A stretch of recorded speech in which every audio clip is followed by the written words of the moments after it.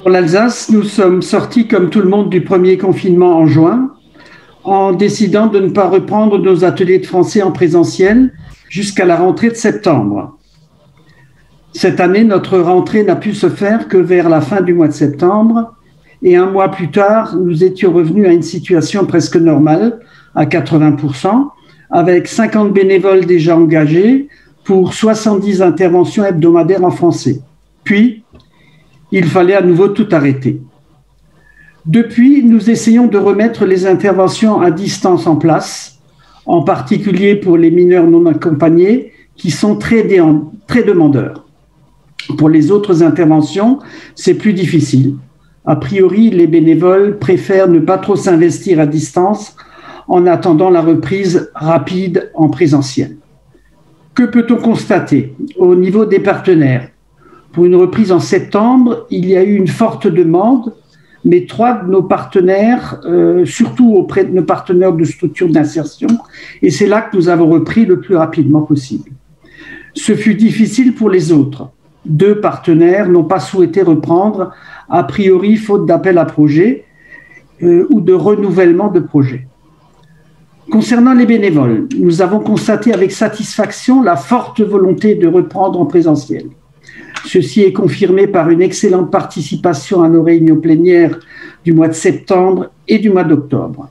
Néanmoins, plusieurs de nos membres ont décidé d'arrêter. Mais à notre grand étonnement, depuis septembre, nous avons eu 15 contacts intéressés et déjà 7 nouveaux adhérents. Il y a clairement un besoin exprimé de sortir et d'agir, et notre projet intéresse les futurs bénévoles. Toutes ces périodes de confinement sont aussi des périodes de remise en question et de prise de décision.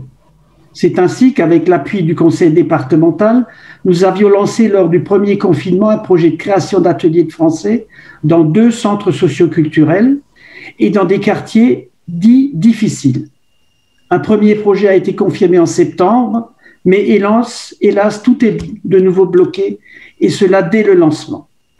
Un projet similaire est en cours pour un pôle numérique pour l'emploi.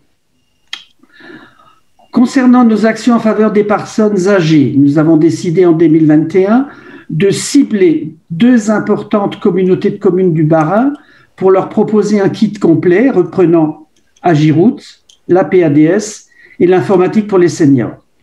Ce projet global, qui monopolise actuellement nos équipes, devrait bénéficier de l'appui de la conférence des financeurs d'Alsace. Enfin, pour terminer, 2 mots sur les projets à l'international que porte la délégation. Nous avons 2 projets en cours, l'un au Népal, l'autre au Niger, avec des équipes toujours très actives et motivées qui interviennent à distance pour garder les liens, préparer l'avenir et être prêts dès retour à la normale. Un nouveau projet est aussi à l'étude